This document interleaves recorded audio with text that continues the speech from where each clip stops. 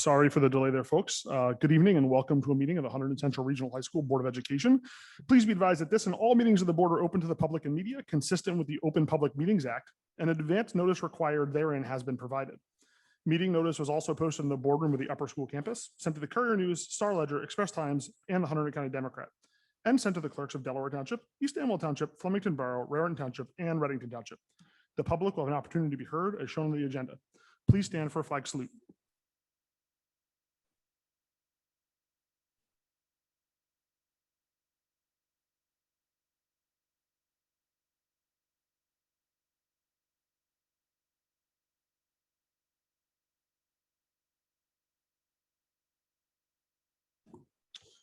Thank you. Can I have a roll call, please, Jimla? Yes. Dr. Charney? Here. Is he on Zoom? Dr. Charney, could you sign it or speak up again? Yes, here. Do you hear me? Hello? I'm here. Hello? Here?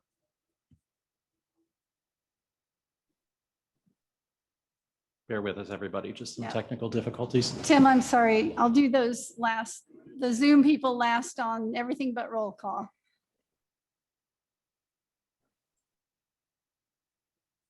Dr. Charney? Here? Thank you. Dr. Wen?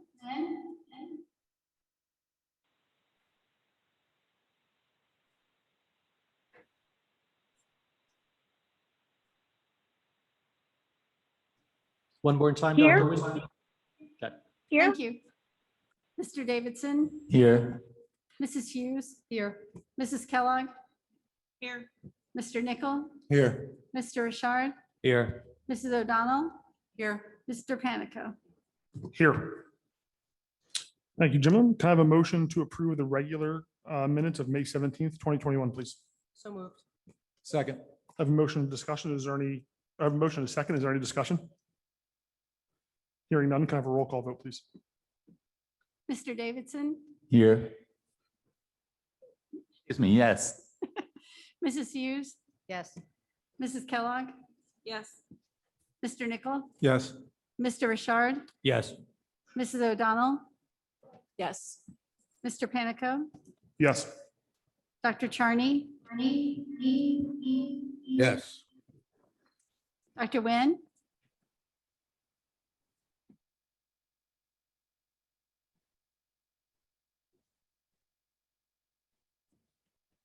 Dr. Wen, can you?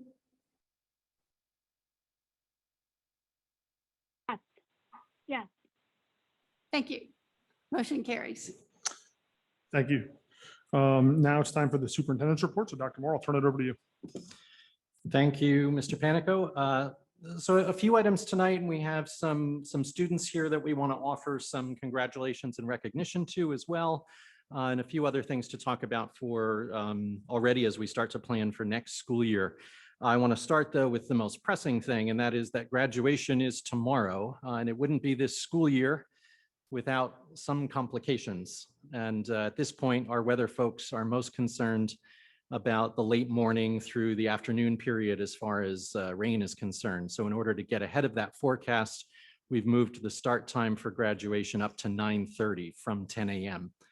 Graduates need to be in their gowning rooms by 8, and we're going to reassess early in the early morning hours. This sounds like me talking through a winter snowstorm. We'll reassess in the early morning hours and see if we need to make any other additional changes for tomorrow. We do recognize and we apologize for the inconvenience that changes like this bring to everybody, especially on a date that everybody plans forward for with such a degree of detail.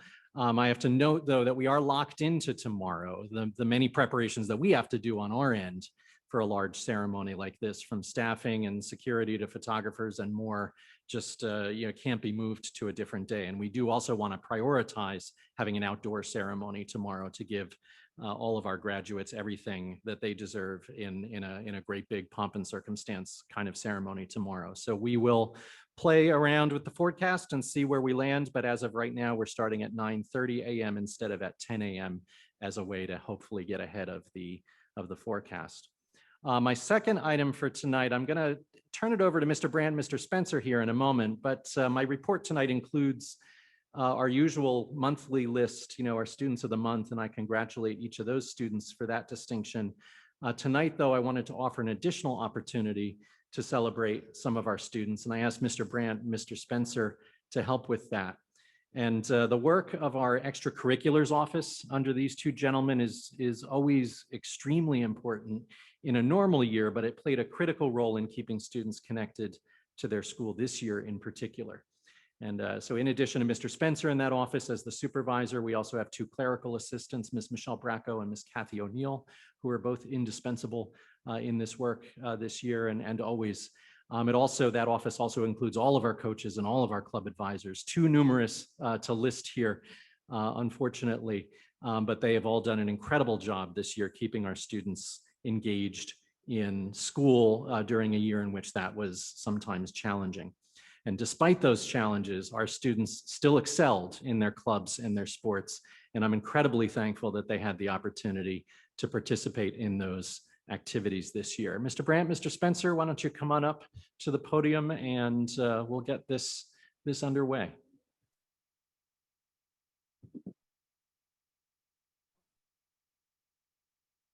All right, thank you. Just to reiterate a couple of the comments you made there, Dr. Moore, is that it was glaring this past year how important it was to have our athletics and activities programs up and running. It was such a strong connection for our students to get back into the swing of things, whether they were virtual or in person. And from the very beginning of the summer last year, the students were chomping at, how can we get back? How can we get back? And that was both, whether it was physically, whether it was in our fitness center, on the fields, in the band rooms, for example, or together in activities. One thing to note too, and part of the presentation tonight and the congratulations tonight is on, we have many activities under clubs that also compete against other schools throughout the state and the nation, much like our athletics do. So these students, whether they are competing or performing and being judged against, they work tirelessly throughout the year. They have a season, they have a schedule, they have playoffs and championships, just equally like the athletics programs that also had incredible year this year, culminating with some state championships here at the end with the lacrosse team, for example, and a high jump champion in track and field. So I'm going to pass it over to Jesse Spencer, who is our supervisor of athletics, but also encompasses activities, and he can speak and introduce some of these students here tonight.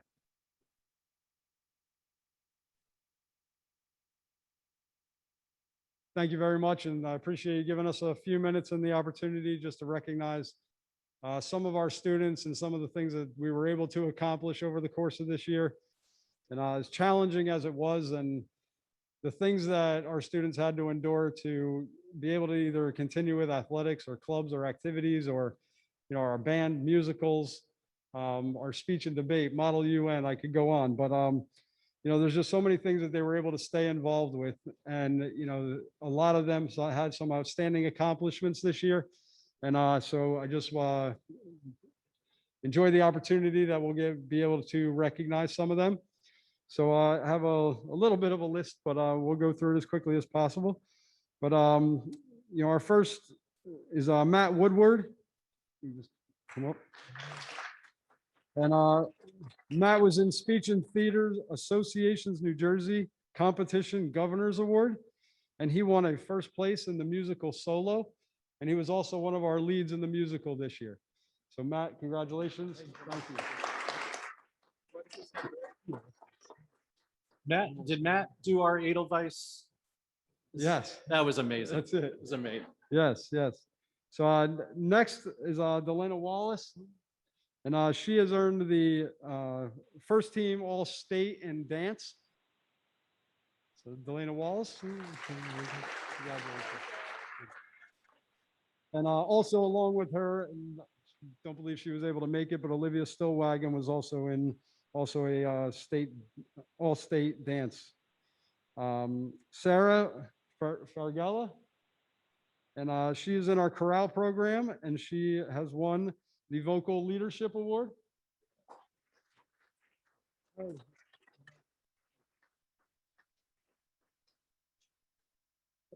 Our next group is also in our chorale program, and two of them are with us tonight.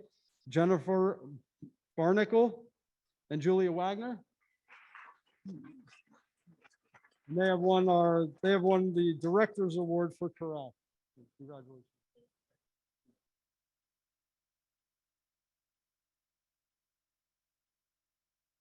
Our next group of awards is for our Model UN. And Braden Quintard is here. And he has won the Diplomacy Award.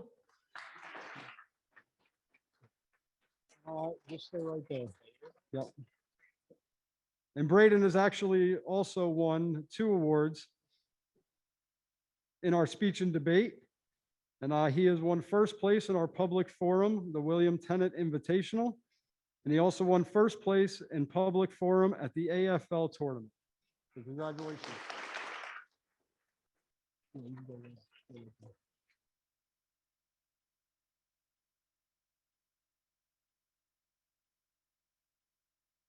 Also in speech and debate, and he is here with us tonight, Alex Simeon.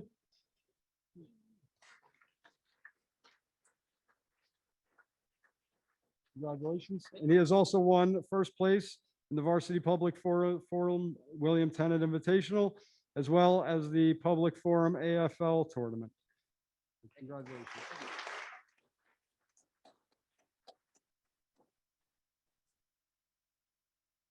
Our next award, also in speech and debate, Sonia Servasta.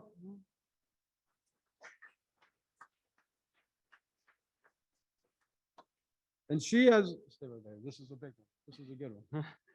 So she has won first place in the Lincoln Douglas ADFL National Qualifying Tournament. And she is also qualified to participate in the NCFL Grand Nationals. That's very good. Congratulations.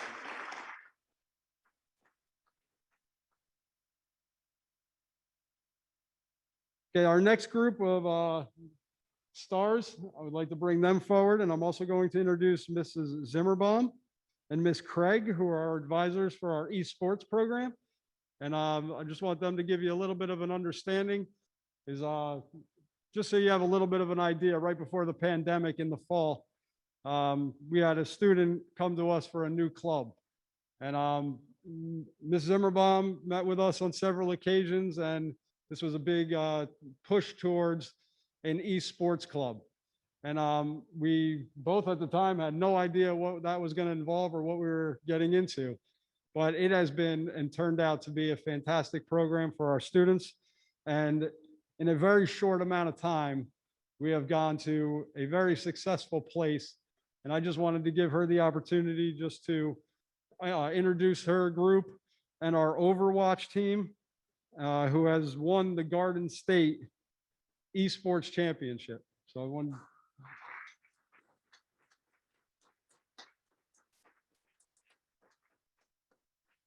Good evening. Thank you so much for having us. This is Tori Craig. I'm Kate Zimmerbaum. And just if you don't know much about esports, pay attention because it's the fastest growing sport in the United States in high schools, colleges, and professionally. When one of our students came to us last year and asked us to start this club, we were sort of like, okay, gaming, okay. I actually did some gaming. Yeah, so she was a gamer, yeah. so that was good. But we had about 8 high school teams in New Jersey at that point who were playing esports. The Garden State Esports League has formed. It's interscholastic league. It's nonprofit, teacher-driven league, and there are now 80 or so teams. There will be 100 teams competing next year from all over the state in 3 seasons.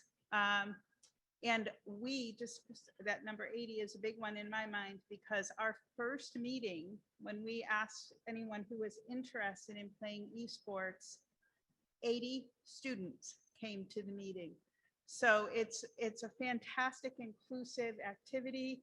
Rutgers right now has 1,000 people on esports teams, Rutgers University. So, so you'll be hearing more from us. We're gonna just keep coming Yeah. back and bugging you. But let's start with Nathan Myers, who was the founder of the club and is the president. Nathan. Brian Robleski is the captain of our Overwatch team, which won the state championship. Peter Przybylski. I can't really do it. My Polish father is looking down on me in shame. But this is Peter. Say it. Przybylski. Przybylski. Yeah. All right, thanks, Peter. Great player. This person has a very special place in our hearts. Not only is she representing our gender on the team, but she was also in my English class, English 3 class. So she lights my life up every day this year. Luna Vitalo. Theo, another one. Satsos. Did I say it? I got close enough. Very close. Theo Satsos. Thank you very much, Theos. Chase Martocia. Martocia. Say it again. Marcosia. All right. Good thing I'm not getting quizzed on it. Thank you. Thanks, everybody. Thank you. Okay, couple more. All right, also in our Model UN, Salam Ambal. She just come up. She holds a very prestigious title in our Model UN, and she is actually the secretary of the entire Model UN conference. And this year she has earned that spot, and congratulations for all you've done for that. Congratulations. Next is Allison Cedarbaum. She'd come up. And she is, congratulations. She has actually earned the title of the New Jersey Governor for Youth and New Debate. Very good. Congratulations. And last for also youth and government, Brian Beckman. And he has also earned first place in the public forum at the AFL tournament. Congratulations. So and last, just a couple on the athletic side for this spring, and they were unable to join us tonight, but our boys lacrosse team has won the Group 4 state championship. So that was a big feat on their part. Then we have two athletes that were able to join us tonight and outstanding accomplishments that they've earned. And I'll first introduce Susie Lacombe.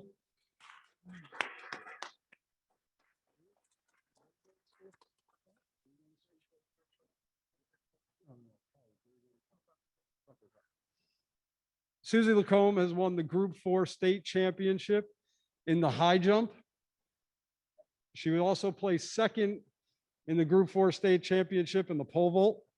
And this past weekend, she finished 7th in both the high jump and the pole vault at the Meet of Champions. So congratulations. And she will be attending Rutgers University for track and field. And last, I would like to introduce Emily Mason.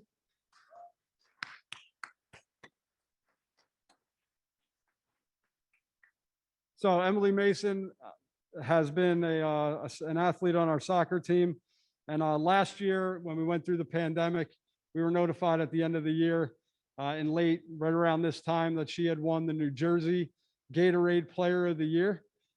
And about a week after that, we had found out that she was selected as the National Gatorade Player of the Year in girls soccer. And if you want to take a look at some of the names that are on that trophy, it's pretty impressive, which is out in front of our lobby. And then this year, she has also earned the New Jersey Gatorade Player of the Year. She's a first team All-State, first team All-Conference, and a United Coaches Association All-American.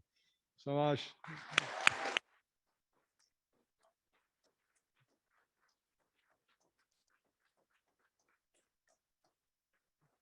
so congratulations to you guys, and I hope you have a great rest of the summer. And I thank you so much for being here. I was delighted to be able to, show some of the things that we were able to accomplish. And I hope that you guys have nothing but the best in your future endeavors. So thank you very much for being here. And thank you. Thank you all. Thank you so much.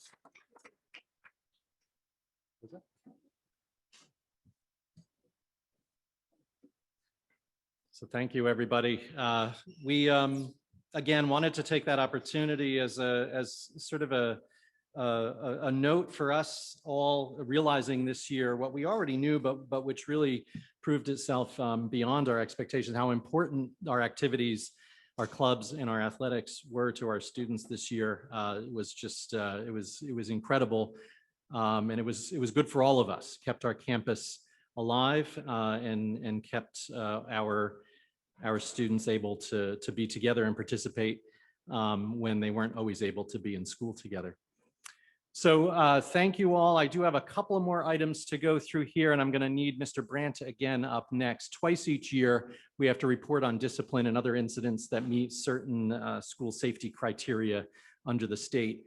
This time of year, we report on the first period of the school year. So in June, we report on the time period of September through December. And then on the second half of the year, we'll report on that later on in the summer. Now, this year was, especially the first half of the year, was unique as a school year. So our numbers as far as school safety incidents are quite low, but we are, we do have to report on them tonight, and we are proud of the work that we've done in Mr. Brandt's office down there, work that's been done to make sure that our students have opportunities to be part of our community and to be contributors in our community. So Mr. Brandt, I'm going to share the screen so I can put your presentation up there.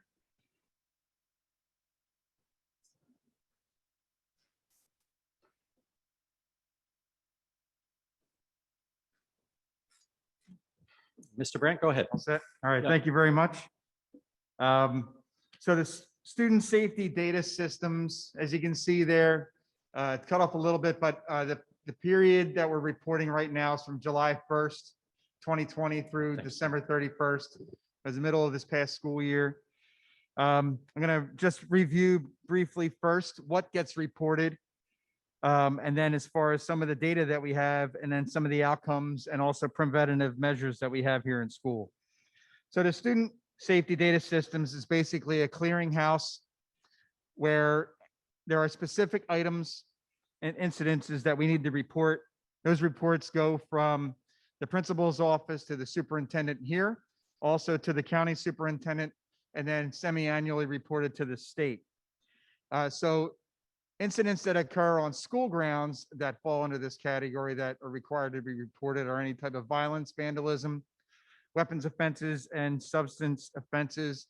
This report used to be called the Violence and Vandalism Report. And about 2 years ago, it shifted to this new SSDS, or Student Safety Data Systems.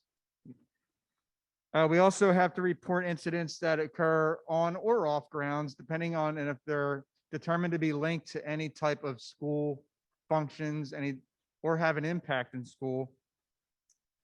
Under the umbrella of the SSDS is any type of HIB violations or incidences, or any other incidences that end up leading towards a student being removed temporarily from school.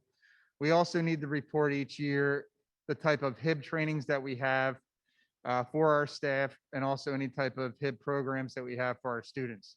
So that's something right now, working with Mr. Estrada, who is our school officer in charge of HIB reporting. It's basically a self-audit, a self-scoring that we do and report back to the state of the programs that we have. And this last slide here, again, is more detailed list of the type of specific incidents that need to be reported. Everything from, you can see, from arson and assault through the HIB, both alleged and confirmed, any type of sexual assaults or contact, substance offenses, and so on. I'm going to shift now to, and again, the data, as Dr. Moore said, yes, this goes back from last July through December. At that time, and the majority of our students were not here in school. And when they were only here till noon. So comparative to other years, yes, lower, but there were 5 HIB or harassment, intimidation, and bullying investigations conducted. And it ended up that 2 of them were confirmed incidences of HIB during that 6-month period. Also, under the categories of the violence, vandalism, substance offenses, and weapons, we had 2 substance offense violations that took place as well. We're happy to say that 0 that fall under the category of violence or vandalism or weapons. And this is just a brief overview, but I'd like to talk about a few of the items here that are different types of interventions and prevention programs that we have. Our 9th grade health curriculum embedded within it is HIB education. And that hits every 9th grade student in the year that they enter here at school. The Nurtured Heart approach was part of the umbrella of our work with CGE, where we were working with staff members through training, both whole school training that took place 2 years ago, and then smaller group trainings that continue to take place throughout this school year, both in person and virtually. The Nurtured Heart approach is basically helping staff, no matter what position they're in here, and working with students who may be in a state where they need to be assisted in regulating a little bit. And I'd like to give the equivalent of like a red, yellow, and green. Basically, and each of us, we're in that red zone where we're so angry.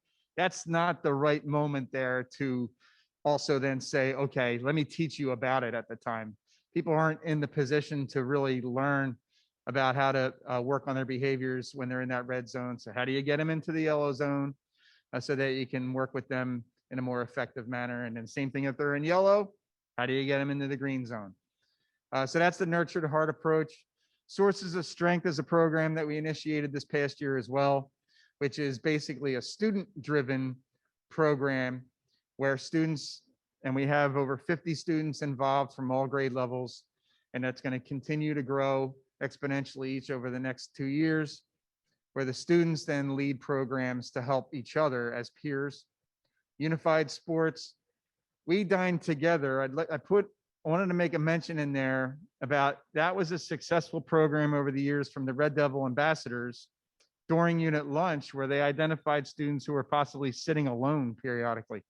And they basically, every Wednesday, they had a time where they would go around and invite students to sit together and eat. We continued that this year in the virtual mode, where little invites went out to students who maybe seemed a little disconnected to see if they could have lunch together online. And I thought that was a great thing to have this year. Mr. Estrada continues with the Student and Staff of the Month. Mr. Spencer leads a group of the Student Athlete Leadership Team, the SALT team, which meets periodically throughout the year. They're members of all the different sports programs, and they go through some leadership program themselves to bring back to the teams. And then you can see the rest of the list there. But those are some of the ones that I wanted to highlight, that even in this difficult pandemic, hybrid learning, some students are in school and some are not, they still continued. And each of those, you can go into the last slide if you don't mind, Dr. Moore, all serve as resources to help feed us and inform us as we work with our security personnel, as we work with programs like Aspire and Project Trust, our peer mediation program. We'd like to give feedback to those students and the staff members who lead that, so that when they are working with peer mediation, they know what basically what's the temperature right now amongst the student body? What are some of the things and look fors? Our substance abuse policy and regulations, we've tweaked those a bit to get them more therapeutic as well, and not just as far as a disciplinary point of view, all of which also feed our grade level teams. And when I say grade level teams, I'm talking about a vice principal with the counselors, the student assistance counselor, the nurse, the secretary that follow those students through those 4 years. All of that helps inform them as well. They are great connectors for us, and they are the eyes and ears of helping our students navigate the 4 years here. And also mechanically, we have great security equipment, surveillance, swipes and such to help with the overall safety of the plant here. So that's just a brief report. I hope I was able to hit on some of those points that you might be considering or thinking about. And again, although the next report is not for another 6 months, I'm pleased to report that we haven't seen a huge spike this spring now that we've had more students back on campus. So we think we're in a good direction. All right. Thank you, Mr. All right, Brand. thank you. And the year's over now, so we're putting it in the books, right? True. Good. Yeah. And I want to Almost there. thank Mr. Brand. I also want to mention too, our partnership with the Raritan Township Police Department has always been a critical and a decisive and one of our most important partnerships in helping our students and helping all of us ensure a safe and nurturing environment here. So everybody from Officer Tim Nemeth to Officer Gale and Officer Hanshaw are two class 3s there with Officer Nemeth, just important folks on campus as well as part of this system of security and safety for our kids. I have one more thing to move through here, folks, and I appreciate your patience as I move through some important presentations tonight.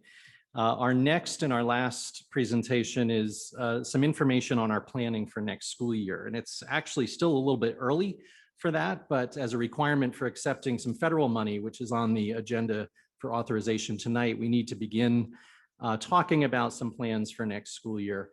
This is a federal requirement. This is federal money, so this applies equally to all schools across the country, this planning requirement. But we've been very fortunate here in New Jersey, and especially in Hunterdon County, to continue to grow in our in-person instruction this year and to have school facilities that were well prepared for all of the public health requirements that we had to face this year. Much of the planning that we've been asked to do by the federal government for next school year, therefore, feels like it's for schools that haven't yet achieved what we've been able to achieve in this state and in our county. Some of it feels like planning that we did for last school year. Tonight, however, I do need to share where our thoughts are headed as we begin the process of planning for next school year and as we move to apply formally for the federal money that's been granted under the American Recovery Project and the ESSER funds. I'm going to share my screen here. And so this is going to feel a little bit like a reopening update, but I'm going to move very quickly through a couple of planning domains that the federal government's requiring of us as we talk about continued confidence moving into next school year. We always begin, of course, talking about the balance of our 3 priority areas: public health, wellness, and education this year. But as we've seen over the last several weeks, despite a couple of bumps in the road here and there, the education and wellness priorities have been able to grow and eclipse our public health concerns as the condition here in our county has improved. And we are hopeful and we're confident that it's going to continue to improve through the summer. So safe return is what the federal government is calling this planning regime. So as we move to accept this federal funding, we have to do some planning work this summer, and it begins now. And there are 8 planning domains that the federal government has asked us to weigh in on our thoughts for next school year. So I'm going to move very quickly through each of these and just give you a sense of where our thinking is right now for September. I do have to say, though, we haven't yet received our mandates and our guidance from the Department of Education or the Department of Health. So we are flying blind a little bit. So what follows here now are our planning starting points, but it's all going to come down to the kind of guidance and mandates that we receive from state government to determine some of the details. But we enter in all of this with a lot of hope. So our starting points here are hopeful. So we are hopeful that as we move into September, that we can adopt a posture where masking is up to the families in terms of whether or not they would like their children to be masked on campus. As long as mandates allow that and as long as the local public health conditions support that. So we're looking at continued improvement in our public health situation, and we're also looking at the mandates supporting a more optional stance around masking. We will, of course, disseminate information as we receive it from CDC or DOH on masking recommendations for vaccinated and unvaccinated folks. Distancing and cohorting, again, unless mandated to do otherwise, and as long as our public health conditions support it, we are looking forward to a school year in which all students can come on campus all day, including lunch service. That is our hope for next year. That's our starting point in terms of our planning. We will offer remote instruction and remote work to whatever level we're required to, but do understand that our position here is to maximize the number of in-person students and staff members here on campus. We believe that we are not as good as we must be unless we are all here to the maximum extent possible. So we are waiting to see what the state is going to require from us in terms of remote instruction, but we are hoping that it's going to be different from what we saw this year. As far as hand washing and respiratory etiquette, the third area of planning, we do continue. We plan to continue to post signage. We have in all of our bathrooms and some of our common areas, our kitchens and our offices, for example, hand washing and personal hygiene instructions and tips. Those come out of CDC and NJDOH recommended materials. We'll also certainly continue to offer hand sanitizing gel across campus in all of our classrooms, offices, and gathering points. Healthy facilities, we have done, and this is Mr. Thornton's operations department. It also works in our transportation department with the sanitization that's done on buses, and also all of our staff members who have all year been sanitizing their workstations and students sanitizing their desks. We're going to continue to sanitize at a higher posture, seating, workspaces, high touch surfaces on a regular basis. We purchased several electrostatic sprayers this year, and we'll continue to use those. They are very effective in sanitizing classroom spaces. Also, we will have sanitizing wipes and spray available for staff when needed. We also are going to deploy more air purification systems in gathering points, such as cafeterias and in other specialized locations. We have one running right now on the side of the commons there. That system there is purifying the air in this whole space. We also, our existing HVAC system has regular air exchange. All indoor campus facilities are benefiting from that system. We have air conditioning throughout. We'll also continue to encourage airflow through open windows and doors as weather permits. Contact tracing and quarantine has been one of our most difficult things this year, and unfortunately, it's something that's sort of written out for us. So we have to continue to work with the Department of Health to perform contact tracing when there's a case, and as long as mandates require us to do so. We also need to continue to enforce any quarantine protocols. But again, we have seen those ease a little bit over the course of this year, and we're hoping that continues as the situation gets better over the summer. We were able this year to engage some part-time outside contact tracers to help us out on that, especially during some of the busy months of the spring. Right before spring break, and that was critical to help us get through some of those toughest weeks, and we'll continue to lean on those folks if we need to next year. COVID-19 testing, the way that this has played out for us this year has been through the Department of Health's guidance. We've been using testing in an almost sort of diagnostic sense to prove A, when we might have had a confirmed case, or B, if someone was in a position to be forgiven quarantine shorter than the normal quarantine period for having a negative test at day 5 through 7, for example. We have explored at different times different ways to engage in testing on campus, but we ran into a lot of different roadblocks in that, some legal, some financial, and some just logistical. So we aren't planning any large scale testing on campus for COVID-19 or with school staff. We're also hoping to continue to sunset our symptom-free assurance form, our daily symptom-free assurance form, again, unless public health conditions are such that it's important for us to track the prevalence of symptoms in our community on a daily basis.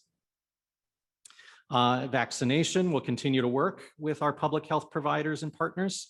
And to provide opportunities for vaccination, the school took a leadership role in the county. I'm very proud of that work to ensure that vaccination was available not just to school staff, but also to community members. In this very room, Hunterdon Medical Center was able to administer thousands of doses of the Moderna vaccine over several clinics through the spring. And so we're very pleased to have been able to contribute to anything that helped our community get better through the pandemic. And as a school, our belief was that any vaccination in any arm helped us take a more normal posture as we moved through the spring. We do not plan to require vaccination for staff or students. The state of New Jersey, unless mandated to do so, of course, the state of New Jersey already has a mechanism for requiring vaccination in schools. And if they see fit at the level of state government to include COVID-19 vaccination in that, I haven't heard that, but we'll be ready to hear that news if that's where they decide to take it. But as of right now, that's not the case. And lastly, accommodations for children with disabilities will follow all the mandates, any of the public health procedures or policies that we have to adopt for next year. We will certainly work with our students with disabilities to offer accommodations and other kinds of solutions. So the way that looked this year, for example, if a student for any reason was unable to wear a mask, then we were able to provide face shields and other solutions like barriers and some other things. So we will continue to do that for our students with disabilities next year, of course. And again, the remote instruction comes into play here as well. And we'll offer remote instruction again to the level that we're required to. But again, I have to reiterate, our goal is to maximize the number of folks who are actually here on campus for the full-time, everyday in-person program that we hope to offer next year. So as we look at this balance again, maybe not for the last time, but hopefully this is not a topic of conversation for us too deep into next year. Hopefully we're all in a better position next year, but we are hopeful. We're hopeful as we go into next September that we can plan with a lot of expectation for as normal a school year as possible. We may see some public health concerns or requirements or compromises or what have you around the edges of our work, but we are hopeful that the normalcy will take the center of the stage next year rather than the abnormality of all of the public health considerations that we had to exert this year. And with that, Mr. Panico, I believe that I am done with my report. And so I thank you Thank for you, the Dr. Moore. opportunity. Let's see if I can get out. Appreciate it. It was good to see all the students here again. Thank you for that. Now is the time on the agenda for the public comment. This public comment is for any items on the agenda. So if you are going to come up and speak, make sure you tell us which agenda item you are talking about. It will be limited to 30 minutes as time permits. If you are on the Zoom, it's *9 to raise your hand. And then when we call on you, it is *6 to unmute. And I am going to do the rotation that I usually do. And we're going to start with the form, which is now going to be closed on the website. And when you do come up to the podium, you can just sign on in. That'd be great. Thank you. The first response from the online form was Vernon Williams. It said, I want to congratulate the board on for their support and renewal the contract for Superintendent Jeffrey Moore from 2021 to 2026. Dr. Moore's leadership and guidance of Hunterdon Central during these times of pandemic has been professional and efficient with concern for all staff, administration, faculty, and most of all, our children. The board is to be commended on recognizing the quality and effective leadership of Dr. Moore and his concern for each and every student. Dr. Moore's ability to identify students, faculty, staff, and administration with respect and professionalism is working to foster a culture of concern, care, and excellence. That's the only one there. So now we will go in person. We do have one on the Zoom, so we'll go in person. Are you signed in? Franklin Tenney, Raritan Thanks, sir. Township. Agenda item is also Superintendent Moore's renewal.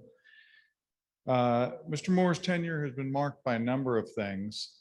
Among them, declining academic performance, declining student engagement, declining student mental health, declining community engagement, and declining transparency. And the board is about to spend $1 million of our money for all of those declining items. So After you do that, it ceases to be an issue with Jeff Moore, and it's an issue with this board. The reason for all of those declines and negative trajectories, we're told at every meeting, is racism, and it's the fault of this community. Well, either we have a false HIB report or that's not the case. We heard students here at 2 consecutive meetings literally crying over the violence in this school at their minority friends. Is it not happening? Or are we falsifying HIB reports? It's not happening. The April meeting, we got a bunch of statistics about achievement gaps. They were all based on race. Asian students were overachieving by way too much. White students were overachieving. Black students and Hispanic students were underachieving. Now, if we had Hispanic students, say 100 wealthy kids from Seville moved in, would they be Hispanic kids? Would they fit in that statistic? Is there one of you on this board that could even tell us that? You don't know, no one knows. And the problem with seeing everything in terms of race, like Jeff Moore, is that you lose the individual kids. Did anyone bother to run that data on, see who in the cohort had divorced parents? Did you run it against income? Did you run it against fatherlessness? Some of the true indicators of lagging academic performance. You didn't, and the reason that you didn't is because Jeff Moore doesn't care about those things. Ironic, we're a day after Father's Day. Jeff Moore doesn't care about fathers, and I know that because International Women's Day this year, the administration sent out a glowing piece about the contributions of our women and our mothers, and rightly so. In November, there wasn't anything about our fathers and the coach role models and fathers and grandfathers and uncles, and those of you who are men sitting on this board, your role models. Jeff Moore doesn't care about that. The school didn't say a word about it. So you have a choice.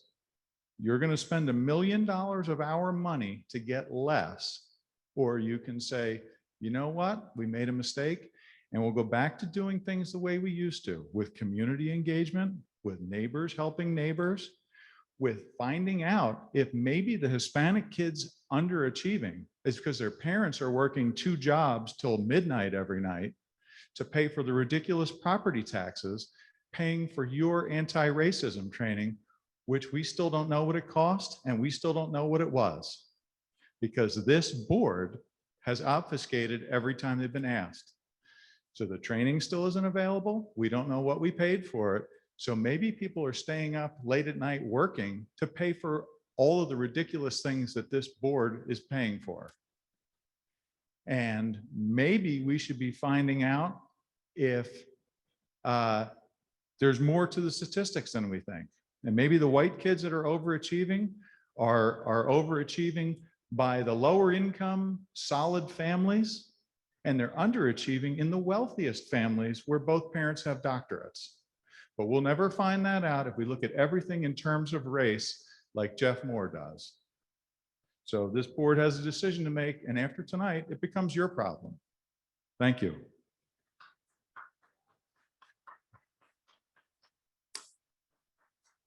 We have one online. It is Kim Charlers. So Kim, if you want to press *6 to unmute, you can go ahead and speak. Thank you. Good evening. I am in favor of renewing Dr. Moore's contract. Dr. Moore has consistently shown that he is concerned for the welfare of all children. His support of diversity and equality for all children is to be cherished because, after all, aren't we at this meeting because we care for all children? This year was like no other, and Dr. Moore flawlessly managed a super large regional school district in a pandemic and kept our children educated and safe. His commitment and professionalism are outstanding. He remains calm and steadfast despite often being unnecessarily verbally attacked. The people who care about our students also stand strong with Dr. Moore, and we are not going anywhere. I'm proud to have him in our educational community and hope you support a contract renewal. Thank you. Thanks. Next up at the podium. I can go, sir? Yes. Okay, great. Good evening, everyone. My name is Harrison Dillard. I spoke a couple meetings ago in reference to the NAACP coming to Hunterdon County. And again, this is part of the agenda item where we're supporting Dr. Moore and talking about the relationship that we've already built and how we're looking forward to continuing that relationship. On Memorial Day weekend, I met with the executive board of the state chapter of the NAACP in New Jersey, and we got the green light to move forward with our chapter. So we'll be bringing that forward. Please tie this back. I'm sorry? Just if you could tie it back to the contract renewal, that'd be great. Again, it's about supporting Dr. Moore and Thank continuing you. to partner. So everything I'm talking about is about the relationship with the NAACP, with the school district. We plan on working with all the school districts in the county, as well as the people on the other side who don't agree with our objectives. Our objectives with the Hunterdon County NAACP are. Sir, let's get about the contract. I understand in the NAACP, you can speak second in the second part of the program, but if you could just link and label back to the contract, I'd appreciate it. I understand. Okay, again, everything I'm talking about is supporting the contract and understood. I got you. Keep going. okay. So again, we're looking for equity across the board for all communities. And again, the school has made a concerted effort to push towards diversity and equality in the county, in the school district. So we're looking to continue that partnership. Again, we're looking to build bridges. That's the purpose of the NAACP coming to Hunterdon County. And again, working within the school districts, again, talking to the other groups that are pushing back and don't want this to take place and don't want these partnerships to take place. So just real briefly, again, I spoke about the uptick in bias incidents. And again, this is directly to relating to Dr. Moore's efforts on reducing the bias incidents in the county or in the school district. They in New Jersey, the bias incidents quadrupled in recent years. And my point that I want to bring up now, I talked about that a couple meetings ago, but the groups that are targeted mostly by bias incidents in the state, in our country, in our state, and in our county are Blacks, Jewish, Asian, Hispanic, and LGBTQ. And based on statements that I've heard at these meetings, people who don't consider themselves to be members of those groups don't really care about the uptick in bias incidents. Those are the groups that are pushing back against the training that the schools is providing for students and for teachers and trying to address these bias incidents. When we have students that are reenacting the George Floyd murder dressed as gorillas, and we have the N-word being said on Zoom meetings, if you're a parent here standing here and saying that there's no need to address those things, again, you need to look in the mirror because we will continue to address these things throughout the county. And again, we want to work with the district and continue to work with the district and support Dr. Moore in his efforts. And again, we're here to support Dr. Moore and hope that you re-sign his contract so he continues. Thank you.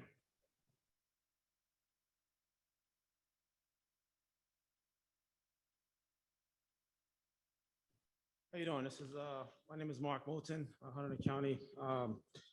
I'm speaking about the contract for Dr. Moore. There have been multiple incidences that took place in the school system that Dr. Moore and his team has addressed to make going to the school system a lot more acceptable, a lot more pleasurable for all students, not just one a section of the students, but all students. It doesn't matter Black, white, race, creed. His role and the things that he's done over the last year and a half, or year two, has been for the completeness of all the children here, right? So I just want to inform those individuals about some of the work that he has accomplished. Because when you listen to the opposition, all you hear is negativity, which is completely false.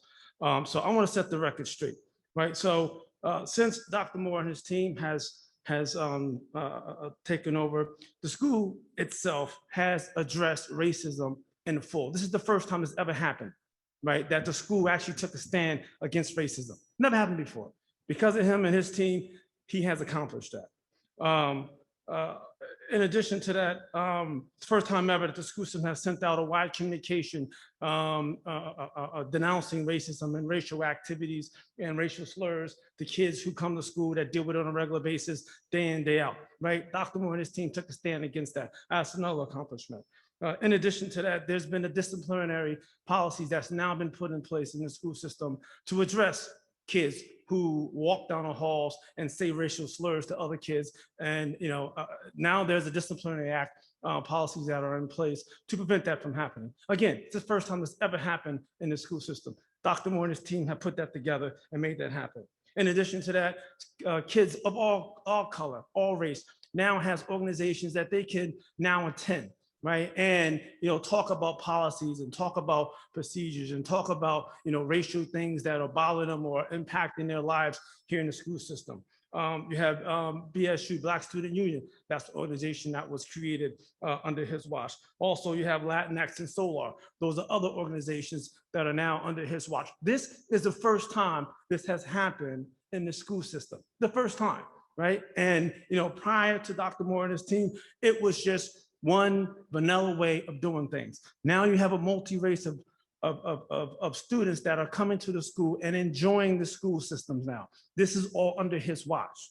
If I continue on, now there's an emergency plan that's in place for students that are subjected to racial behaviors and racial slurs that happens to them, right? So what happens is that the school system calls and consultates these kids one-on-one.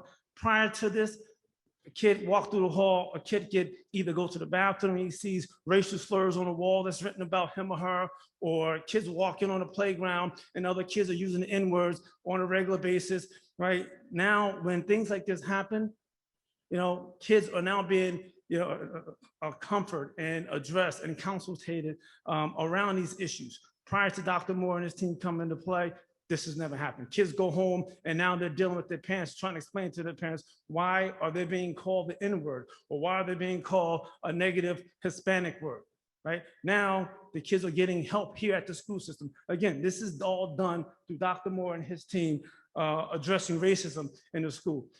If you turn your back or turn your face and don't look at what's happening, then you're walking around with blinders on. Okay, racism is real. This country was built on racism, right? And that's the hardcore fact of life. This country was built on slavery, right? And we are today dealing with the repercussions of those slavery acts. Our children are being suffered. Our children are suffering through what took place years and years and years ago. We're still dealing with it today. Right? And just because your father went here and your grandfather went here and your father's father went here, they didn't experience racism, doesn't mean that it's not happening, right? But that means that they were the ones inflicting the racism, or they were the ones that was excluding every other race other than their own, right? Racism is a real serious situation in this country, in this district, in this school system, and we need to address it. Our teachers, because of Dr. Moore and his accomplishments, our teachers now are being trained around bias incidents and bias behaviors. Prior to him coming in and putting policies in place, they have no clue how to deal with it. Okay, kids are using the N-words like it's a game, or like they're a so-called rapper, or they're think it's funny, but they don't have a clue on the impacts that it brings to students of color. Right? And because of Dr. Moore, now teachers are now being equipped to handle that. What did they do in the past? When things happen, they turn their backs, they don't address it, and the kids go home with all kinds of scars. Now the teachers are being educated. What's wrong with educating teachers so they can perform better and help develop our kids more effectively? What's wrong with that? I mean, how can you have an opposition against that? But you got the same individuals standing here arguing against it. Sir, link it back to the contract, please. Oh, this is the contract. I just want to make sure. I just want to make sure. Everything I'm talking about right now is accomplishments that Dr. Moore and his team has put in place. Absolutely. And I appreciate that. I just want to make sure that we're talking towards that. Absolutely, absolutely. Okay, so I mean, that's my statement. Again, I support Dr. Moore 110%. I support every efforts that he's done and what he's going to do in the future to enforce inclusion of all our kids in the school system, not just one culture, but all of them. Thank you, Dr. Moore. Appreciate it. Thank you. Dr. Moore, on, that closes executive session, or sorry, public comment. On item F, there's no names there. I'm not gonna move. Okay, tabled until next meeting. Got it. G1, kind of a motion for G1, or kind of an update from the Student Life and Program Committee, please. Student Life and Program Committee met a week ago. There's several items on the agenda for consideration tonight. The first one has to do with staff evaluation instruments. Ms. Cangellosi-Hayde provided the committee with information regarding evaluation.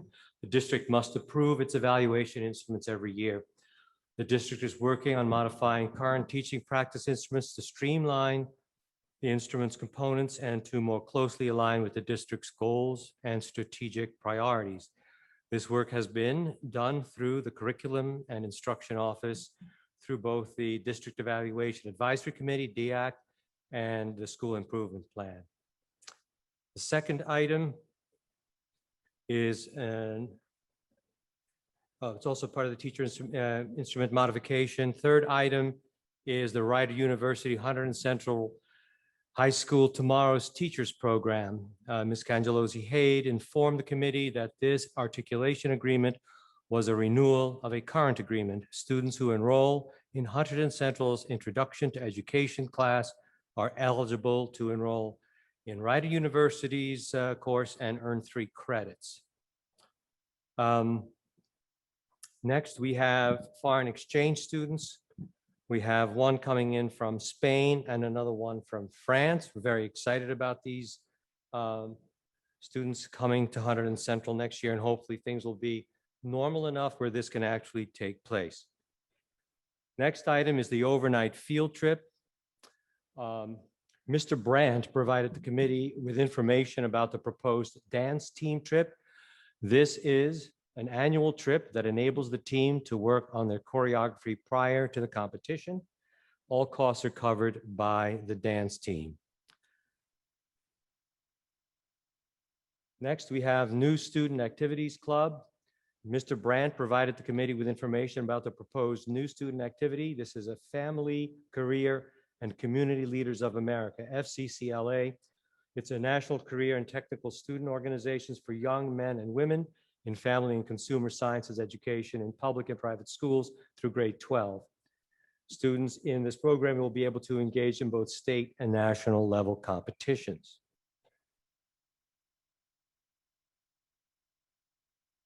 Tuition and transportation for special ed students. Ms. Cangellosi-Hayde reviewed the tuition and transportation agreements. All are part of existing placement for students. We have one student coming in from Flemington Raritan Regional School District to enroll in our autism program.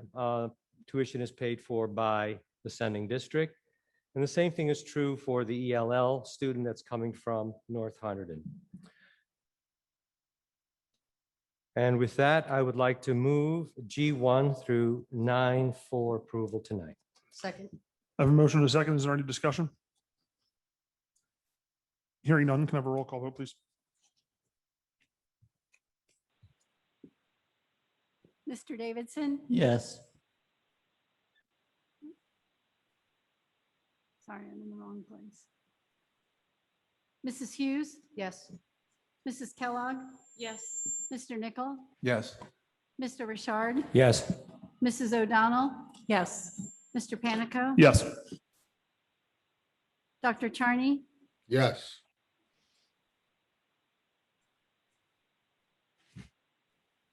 Yes. Dr. Nguyen? Yes. Motion carries. Thank you, gentlemen. Can I have an update from the Operations and Transportation Committee, please? Operations Transportation Committee met on Tuesday, June 15th. We went over a couple of the construction projects going on. They're all, on schedule. We have a couple items here to approve professional services. We are renewing our health and liability insurances. We are also approving the vendor contract renewals. Quite a few of those. We have a policy on second reading for policy number 7425, lead testing of water in schools. We have approval of a few grants, as Dr. Moore mentioned earlier, the IDEA grant, the ESEA grant, and the ARP ESSER grants. We have several transportation items to approve for subscription busing. We also are looking to approve purchase of several vans and buses. We have some capital reserve money being refunded from the clock and bell public address system, as well as security cameras. We're looking to approve a maintenance reserve withdrawal for the Science Wing roof project. And then we have end of year capital maintenance reserve appropriations that we're looking to approve as shown on the agenda. I'd like to move items H1 through H31. I have a motion and a second. Is there any discussion? Hearing none. Can I have a roll call vote, please? Mr. Davidson, Yes. Mrs. Hughes, Yes. Mrs. Kellogg, Yes. Mr. Nichol, Yes. Mr. Richard, Yes. Mrs. O'Donnell, Yes. Mr. Panico, I am abstaining from H8.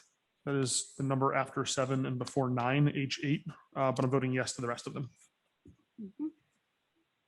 Dr. Charney, Yes. Dr. Wen, Yes. motion carries. Thank you. Can I have an update from the Personnel Committee, please? Personnel Committee met on June 14th. We first met with 2 supervisor candidates who are on the agenda tonight for approval, one for department in the Department of Counseling and one as a department supervisor. We then went through the regular board agenda. I'm going to highlight a few things. We have 3 retirements, all of which are big losses to the district. A program analyst who's been in the district 11 and a half years, Gail Pruninger, a paraprofessional who's been with Central for 2 years, Sharon Winnick. And then the third is one in particular that's going to hit home with the board is our business administrator, Jimlyn Corbin, who is retiring after 12 years here and who has done an amazing job during her time and who we're going to miss. Contract renewals. We have Dr. Moore's contract and Ms. Corbin's contract as business administrator through her retirement on September 1st. Pleased to report that we reached an agreement with the HCAA, which is our Administrators Association. We have that contract renewal on the agenda for approval tonight, along with some salary changes, which are result. We have the extension of Mr. Brandt as acting principal through October 26th. Lots of summer appointments, hourly and per diem, along with our typical annual curriculum work and our summer professional development. We also have all of our Schedule C and D appointments, which are our coaches and our club advisors. We also have a sidebar agreement with our Teachers Association regarding some leftover funds for our Schedule C clubs and some other miscellaneous items that you can see on the agenda. So with that, I would like to move I1 through 29. Second. I have a motion and a second. Is there any discussion besides my own? Just a couple of quick points. First, Jimlyn is probably the most skilled BA I've ever had the opportunity to work with. And I've worked with a few, and she's more than that. She's a trusted colleague and she's leaving the district in a very, very strong financial state. Now, she will tell you, she will be the first to tell you that she does not deserve credit for that, that belongs to her predecessor, but she needs to take that credit after all that she's done for this district. I'm going to miss you, Jimlyn. I'm going to miss you a lot. You're going to be impossible to replace, but replace you, we must. So thank you for all that you've done for me and for the district in your years here. Thank you. And I just want to add also welcomes as we say goodbye to folks. We're also in a position tonight to welcome some folks. We have 2 supervisors on the agenda, Daniel Twizzler in the curriculum department and Danielle Zurawicki in the counseling department. And we also have several teachers and other folks on the agenda to come into the district as well. So we are about some comings and goings on the personnel agenda tonight, but thank you, Jim. Any other comment? Okay. Yeah, I just wanted to echo what Dr. Moore said about Jim Corbin. Jim, you are the epitome of professionalism, and it's been a pleasure to work with you. And I'd also like to echo what Dr. Moore said with regards to that you will be missed, will be sorely missed, and congratulations.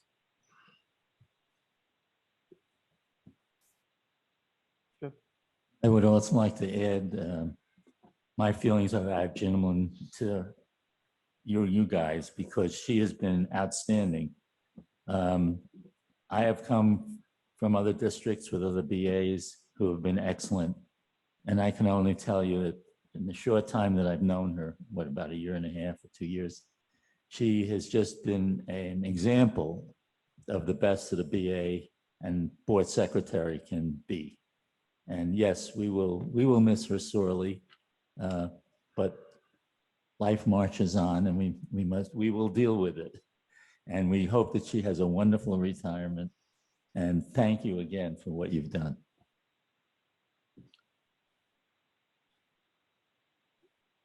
I'll go too. I'm sorry. If you're going to vote no to any retirement, this is one of them. Jimlyn is the right hand of the board. She's the one that makes us look good in a financial state. And like Jeff said, she'll often credit that to other people, but it's definitely been her own self that has carried that weight true here. And not only done that, but helped set us up for success in the future.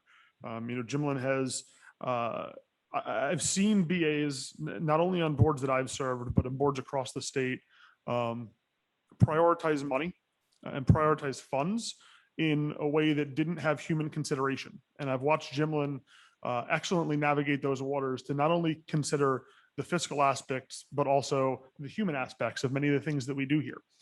Education is, in fact, Jimlyn, a human business.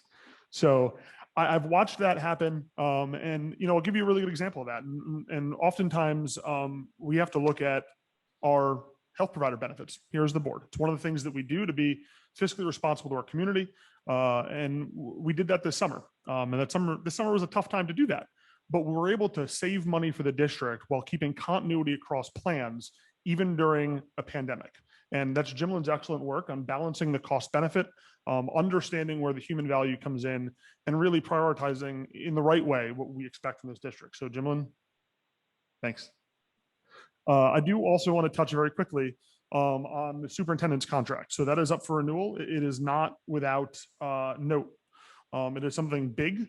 It is a major event of this board. I know we've talked about it in committee. We've talked about it in personnel. We've talked about it across the landscape. And I want to touch on exactly what this means for this district. And I also want to share the financial side of it as well. So, we joined this board 6 years ago now. And at that time, it was Chris Steffner was the superintendent. She chose to leave and go to Livingston. We had an interim superintendent in for a year before Dr. Moore stepped into the role as our superintendent. And through that time, we've seen a changing world socially, economically, politically, health-wise, right? We all know the pandemic and the masks, and in many ways there have been ups and downs, and we've learned a lot, but we've also done great things for students at this school. And when we look at opportunities through academies, when we look at avenues created between Polytech and Hunterdon Central, when we look at partnerships with organizations like Raritan Valley Community College to enable students to have 2-year degrees when they walk out the door here. These are all visions, and these are all directions that Dr. Moore has helped challenge this district and challenge the bounds of what we're going to do. And I've also seen Dr. Moore step up and fight for what he thinks is right. And I've watched a great example of that was last summer. I was awfully critical of this. Last summer we had some oscillating guidance coming from Trenton on graduation. And I think many of the people that were on this board remember that it was literally day by day, tweet by which we had to adjust our plans. And I watched Dr. Moore step up as a leader across superintendents to say, we need some clear guidance here. We need clear direction that this is not working. So, I've seen him be both an advocate for this district in the community, in the broader community. I've seen him be an advocate for our students who are pushing harder and harder in many of their academic achievements. I've seen him be an advocate for students who are interested in careers in tech and trade. And I'm pleased with a lot of that work that's happened.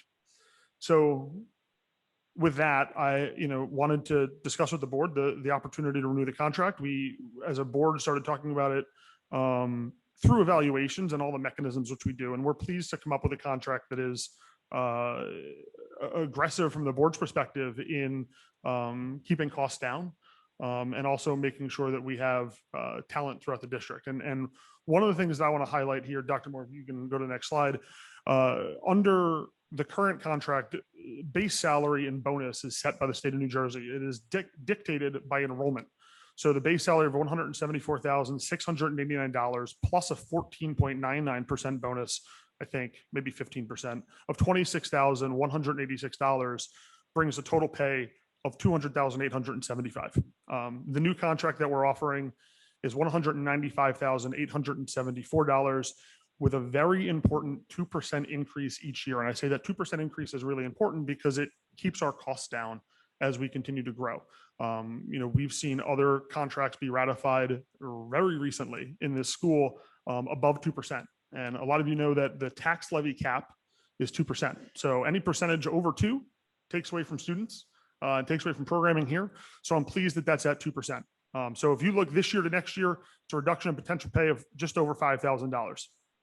When we look at this in the long term, though, if we were to continue under the current contract for the next 5 years, it's a savings of about $15,000.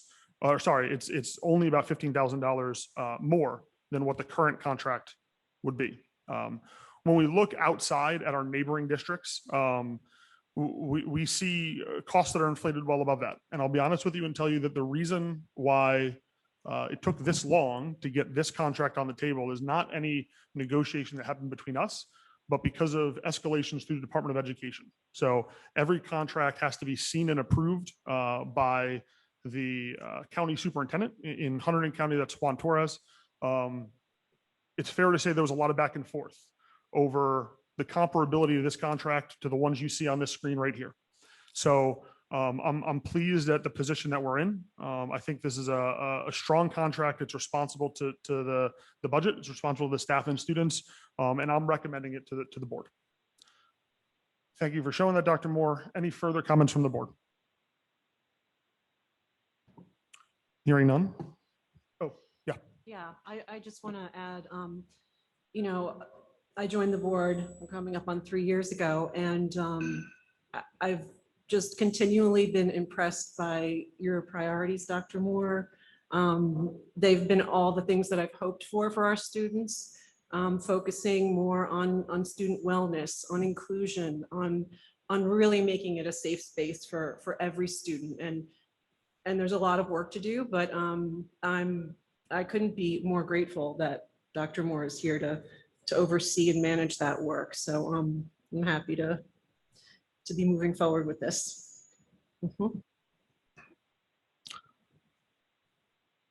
No further comment? Jillian, can I have a roll call vote, please? Yes. You have me until August 31st too, by the way. It's all right. It'll be every meeting between now and then. All two. Two more We're not meetings. going to do this every board. We can do meeting. this every board meeting. We will. Two board meetings. All right. Mr. Davidson, Yes. Mrs. Hughes, Yes. Mrs. Kellogg, Yes. Mr. Nichol, Yes.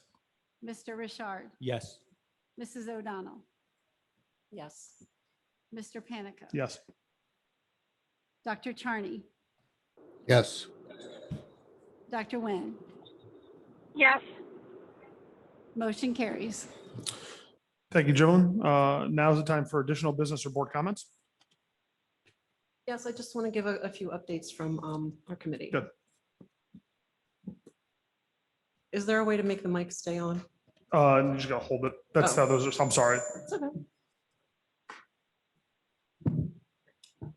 Thank you. Yeah, no, just briefly, I wanted to update a little bit on the Equity, Diversity and Racism Committee.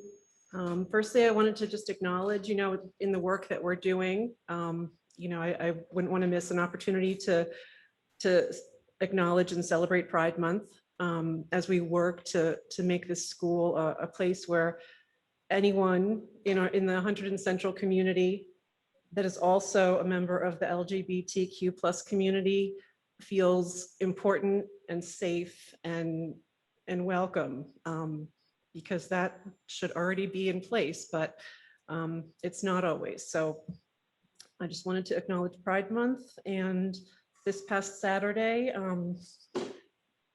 Juneteenth, made into a federal holiday.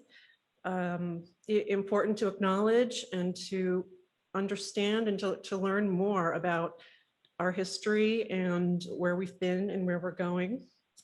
I wanted to acknowledge, Dr. Moore received the Superintendent of the Year Award for 2021 from the New Jersey Teachers of English to Speakers of Other Languages /NJ Bilingual Educators.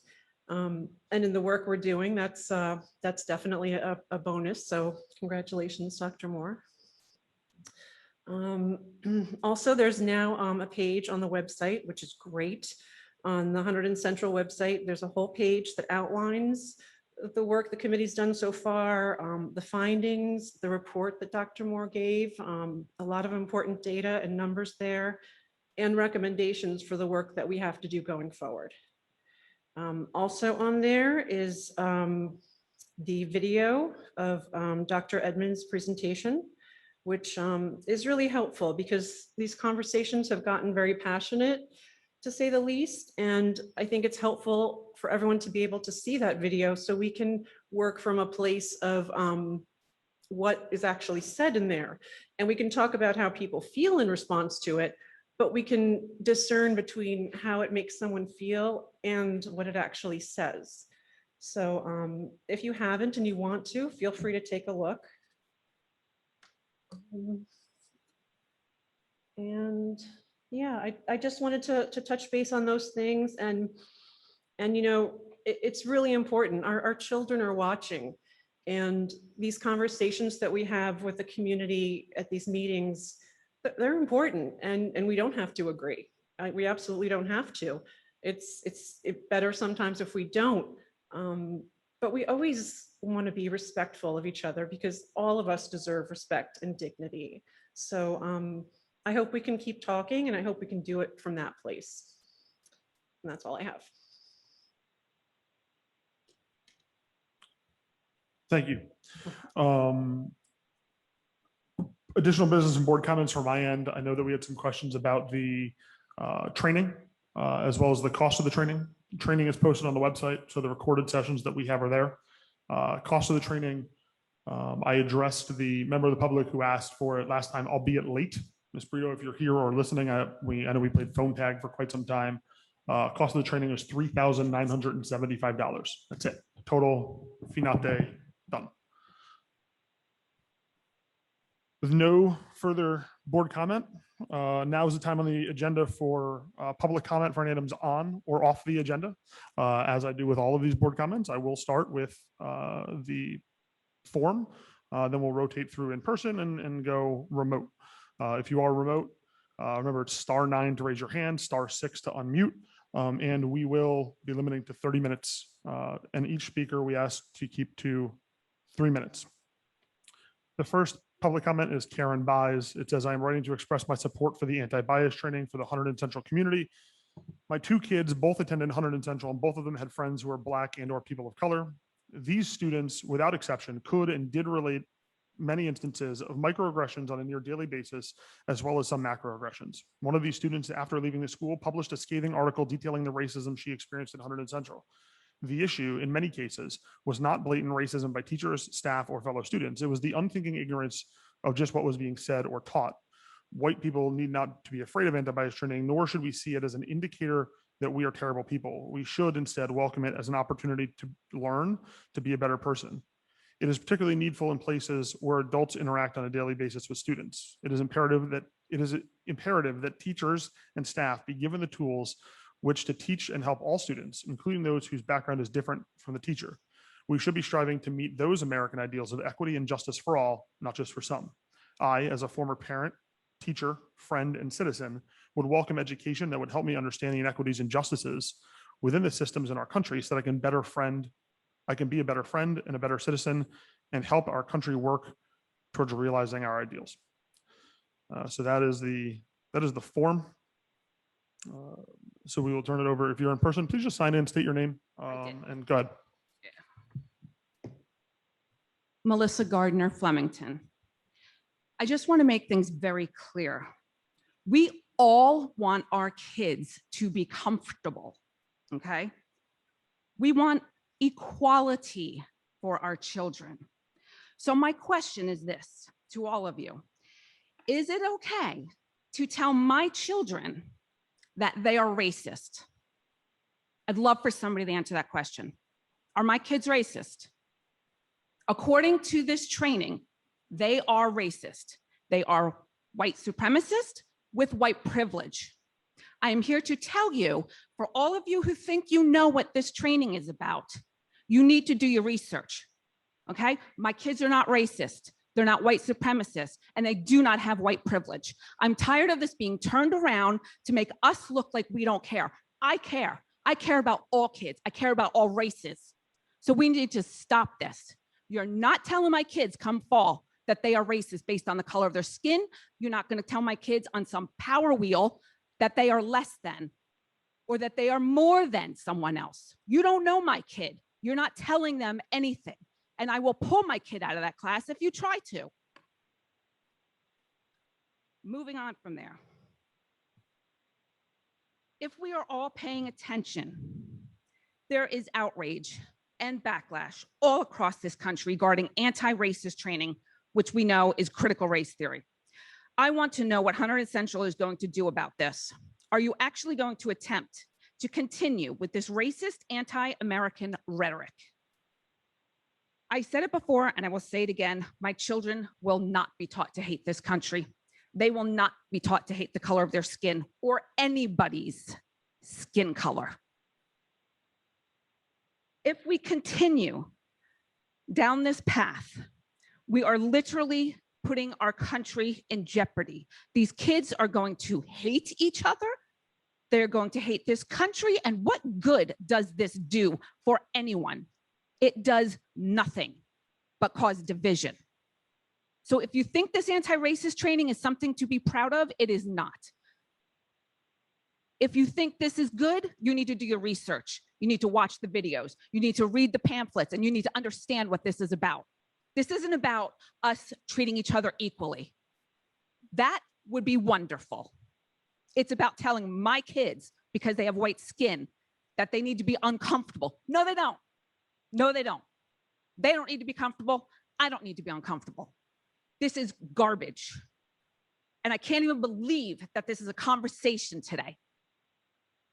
Yes, we need to all treat each other equally. I 100% agree. This path that we're going on, this is not what that's about.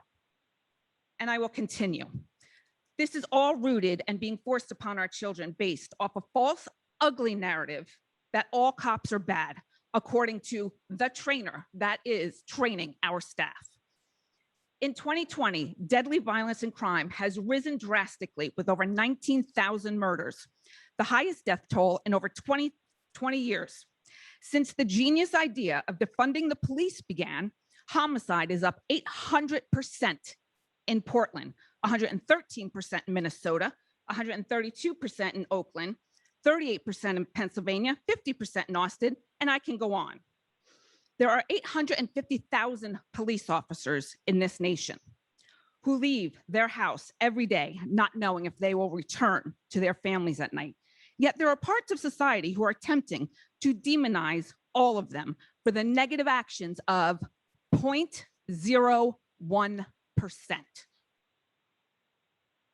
There are 300 million contacts between police officers and the public in a year, 10 million investigative contacts for 1.2 million violent felonies. In 2019, 999 police officers were involved in deadly use force incidents. All but 55 of those individuals were armed. 3/4 of the 55 officers attempted to use non-lethal force prior to using lethal force. Instead of defunding the police, how about we focus on FBI crime reports and work on improving the communities where 44% of the violent crimes occur and 56% of the murders come from? These communities don't want to live amongst all of this crime and want more police, not less. And that should be the focus. Society must stop using police officers as a scapegoat for racial divide. It is disgusting. Keisha King, a Black mother, slammed critical race theory on June 10th, telling the Florida Board of Education that it was teaching hate and ruining the greatest country in the world. Critical race theory does not teach the truth unless you believe that whites are better than Blacks. Telling my child or any child that they are in permanently oppressed state because they are Black is racist. Our ancestors, white, Black, and others, hung, bled, and died right alongside each other to push America towards a more perfect union. This is her words. If this continues, we will look back and be responsible for dismantling of the greatest country in the world by reverting to teaching hate, and that race is a determining factor on where your destiny lies. There are so many other stories just like hers. If you have a shred of common sense, you see exactly what is happening, and it is time to stand up and stop it. It is clear that this is not only white parents who oppose this. There are many Black parents who do not want their children being told their children are oppressed or that they are victims. Enough.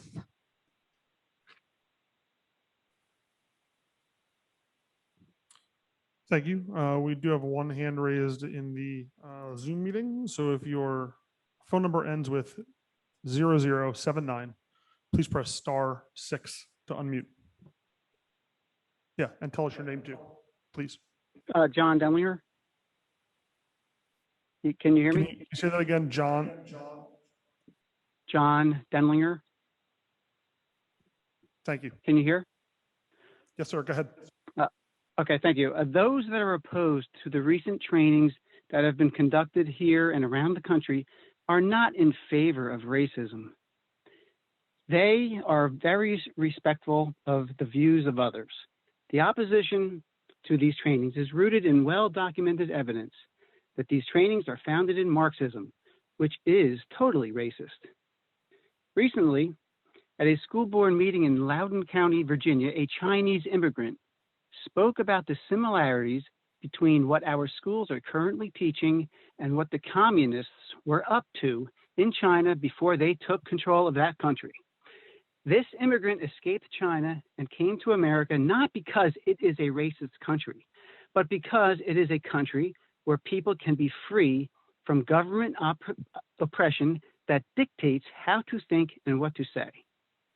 This Chinese immigrant and many others like her are speaking out against the Marxist curriculum being taught at our public schools. These people are especially concerned because they saw what horrible places their countries had become when Marxism took control and they lost their freedoms. We need to heed their advice and get rid of this terrible curriculum that seeks to divide us along racial, gender, class, etc. lines. These immigrants know that a divided populace is ripe for Marxist revolution.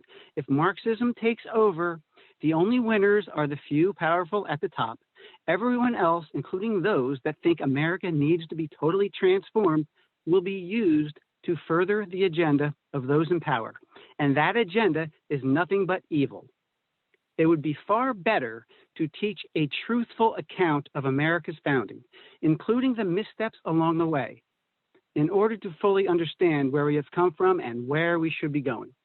Once we correctly teach that America's founding was the first in world history to not be ruled by a king or monarch, but instead was to be governed by its citizens, our students will choose to further the reach of a free people. Thank you. Thank you. Good evening, Scott Cohen. First of all, you all messed up my speech because you all said so many wonderful things that I want to support and talk about tonight. So I applaud those comments. But first, I have to say to Ms. Corbin, it's been a pleasure over all these years of coming to the Board of Ed meeting. Your work is duly appreciated by the parents and duly noted. Your transparency at the Board of Ed meetings to have parent engagement and involvement in the conversations has been appreciated over the years. And as I touch on some of the support specifically around special education, I applaud the efforts and your willingness to listen, to hear our needs, and to try to work your way through the many challenges that we face. So I applaud you. Thank you. The best to you in your retirement. So good to you. Congratulations. So this evening, I wanted to take a moment, not to give history lessons, not to dive into the data. I'm going to leave that to all of you and the residents who choose to talk about that. I wanted to take a moment to pause, to thank all of you for pulling our students through a very challenging year. From the time school opened, you, the school administration, the faculty, and the entire school support staff have been steadfast in seeing that the young adults in our district continue to get the high quality education we all expect from Hunterdon Central. Undoubtedly, there were countless untold hardships that the staff that teach our kids at Hunterdon Central went through behind the scenes, both in and out of their personal and professional lives. We as parents will never know what those were. Yet from my perspective and my child's perspective, who is still in the school, the faculty soldiered on and continue to be amazing in their student outreach and support. Literally overnight, education has gone through many transformations, not the least of which required the faculty to turn on a dime and adapt swiftly to new instructional delivery modalities with an ever-shifting learning environment, accommodating for students in completely new ways as students participated in hybrid, in school, virtual learning, all simultaneously. A monumental feat of hurdles we have never seen in our lifetime. Again, faculty and staff showed their tremendous flexibility and adaptability, and they did this with grace, even when they were confronted with many bumps along the way. So I begin tonight by applauding and congratulating the entire Hunterdon Central staff in helping our community navigate through the 2020-2021 school year under the leadership of Dr. Moore. I also want to take a moment to applaud the students who were recognized not just tonight, but for each and every one of them for their perseverance and dedication. Mr. Brandt's efforts in uniting the students and energizing them through regular email communications week by week, and parents to let us know what's going on and the ease at which the district has made it so for our kids to re-engage in class when they chose and felt comfortable to come back into the environment. All of you are to be applauded and commended across the board. So I start with that. When Dr. Moore arrived at Hunterdon Central as the new superintendent nearly 4 years ago to the day, I reached out to him to introduce myself. You see, I had participated in one of the Board of Ed's public superintendent search forums where members of the public were asked for input into what they wanted and expected from their new superintendent after churning through a couple very rapidly, not uncommon in the state of New Jersey. So once Dr. Moore arrived, I wanted to set up a meeting to discuss central support to our young adults with disabilities as a disability advocate and a parent of a child with a disability. Without hesitation, Dr. Moore opened his doors. Immediately, I knew there was something different about our new superintendent. Positive change was in the air. Dr. Moore was extraordinarily gracious, showing great empathy and a very strong willingness to listen. Immediately, I walked away very impressed by the Board of Ed's decision. Dr. Moore committed to partnering with me as the chair of Central Special Education Parents Advisory Group, the CPAG. And through that partnership, we were able to bring in new student programming available through the Workforce Improvement Opportunity Act, the WIOA, and host large transition fairs to facilitate further educating parents of those with disabilities. Since that first day we met, I have been impressed by Dr. Moore's deep conviction to all of the Central students to make Central the best it can be. He cares deeply about our students on every level, and through it all engages them directly in seeing how Central can continuously improve as a community. Dr. Moore is a champion from our superstars to our underdogs and everyone in between. Since Dr. Moore's arrival at Central, he and the board have routinely invited stakeholders, including our community members, to many public forums to engage us for the first time in very aggressive ways to help shape the future of Central on so many different fronts. Over the years, my children have attended Central. I always had a deep appreciation for the faculty and support staff at Central. I've been a strong advocate for Central staff over the years, sharing the positive work they have been doing from a parent's perspective and recognizing some of them over the years in public at the public Board of Ed meetings. Over the many years my kids have attended Central, I've witnessed the tremendous commitments and allyship by our students and faculty to help and support one another. On a personal level, I have witnessed what the Connect Club has done for one of my kids, bringing our neurotypical students together with our students that are differently abled. This is very powerful and impactful stuff. While there is evidence of some pockets of allyship that have been working extraordinarily well across Hunterdon Central student population, that by no means does that suggest that the school operates or supports all of those who are part of the various marginalized groups universally. In fact, just as I began these remarks about the countless untold stories of the hardships that the staff at Hunterdon Central has experienced, so is this true for many of our students. For those in our Black, Latinx, AAIP, LGBTQ+, and other communities, those hardships often take on many extra layers. Many of these students and their allies have shown their bravery, courage, and thoughtfulness by speaking their truths about equity, racism, and diversity here at Central. We have seen their impact from the school play to the conversations about transgender issues. Our students are lending their voice to some degrees larger than ever before in this school in making Central stronger and demonstrating their tremendous development of 21st century skills that employers are looking for, including self-advocacy, critical thinking, and leadership. Their voices have been heard, and thanks to the district's administration, we have recently witnessed those in our BIPOC population and others from their own affinity groups joining others along with the LGBTQ+ student population to help students find community with those who share and understand the experiences and to help students work together to celebrate their diversity. You know, Horace Mann was the first great American advocate of public education. He grew up in an environment ruled by poverty, hardship, and self-denial. He saw education as the great equalizer for all. Mann saw education as social justice.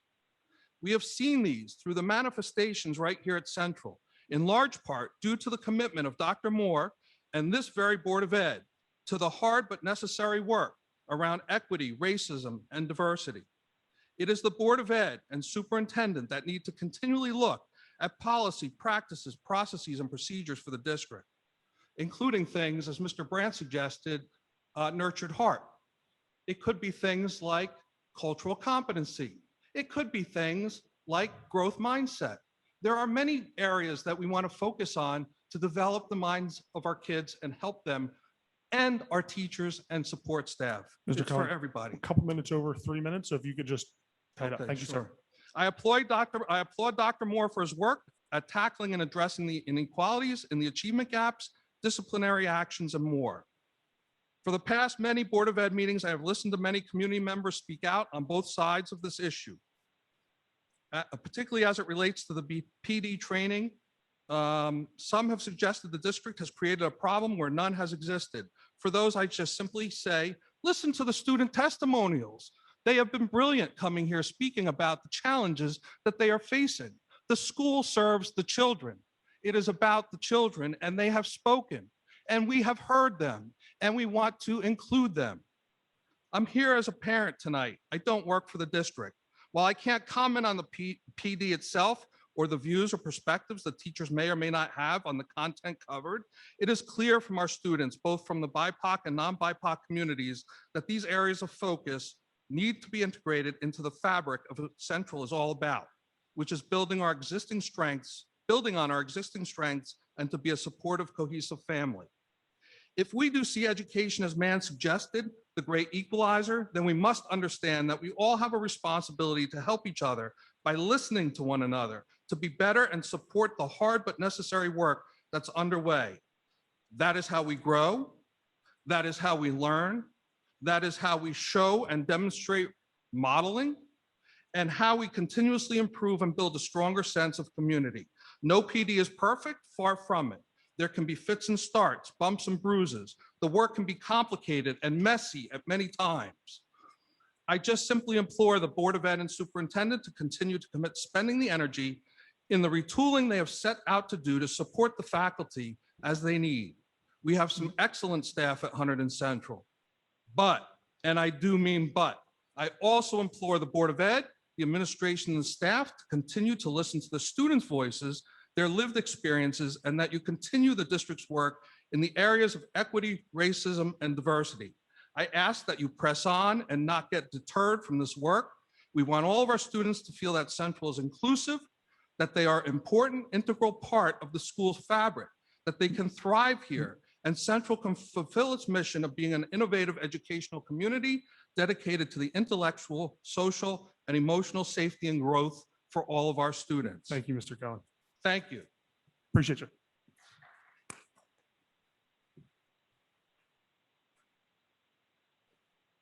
We have nobody else on the Zoom. Is anybody else in person? Okay, great. One more. This is the last one, so we're going to close it after this. Dear Dr. Moore, board members, and the members of our community, thank you for this opportunity to speak with you this evening. My name is Victoria Yurkiv. I am a science teacher here at HCRHS, and I am a Raritan Township resident as well. I am here today to speak out in support of the equity and bias training provided for staff by Dr. Edmund.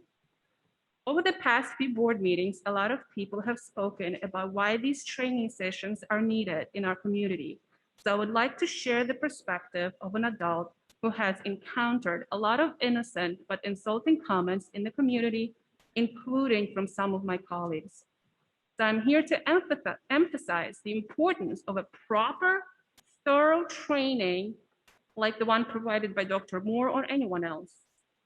First, I want to share some of my background. I'm originally from Eastern Europe. I moved here when I was 14, grew up in Phillipsburg, finished Phillipsburg High School, went to Rutgers. In college, I took a lot of courses where I learned a lot about racial and gender biases. I took history class, learning about African-American culture in the United States.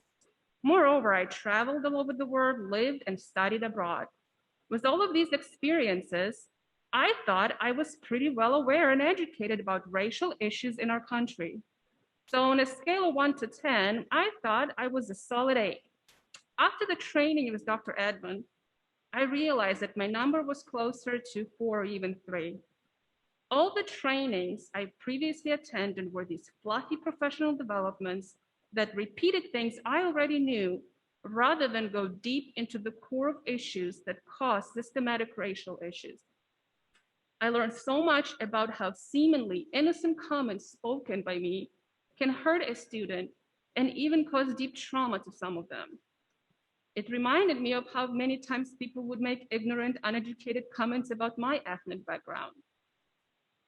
The thought of unintentionally saying something that can hurt a child is unbearable for me. So thank you board members and Dr. Moore for providing this opportunity to really learn on how to solve these problems rather than the one that points out what I already know. The trauma one can experience when a teacher says something innocently or something insensitive can stay with the student forever, which is why we need professional development opportunities that go deep into issues. My husband is also from Eastern Europe as well, and he has a little bit of darker skin complexion than I do. When he was in elementary school, another student asked their teacher why my husband has darker skin. The teacher told an innocently insensitive joke. At that time, it was a common thing to say, I guess, saying, "Oh, it's because he gets muddy and doesn't shower properly." My husband got home, went straight to a shower, lathered his skin while crying until it was raw. Although now as an adult, he's comfortable with who he is, that hurtful comment is something that bothers him even now. It reminds me of how some community members have said insensitive jokes about my country of origin. As staff working in a public school, we have to be properly trained so that we are educated about different cultural, racial, gender identity, immigration issues, and many, many more. So I would like to end my public comment tonight the same way I started. Thank you so much for providing me with this uncomfortable, deep, thought-provoking professional development, and please keep them coming. Thank you. Thank you. That closes public session for the night.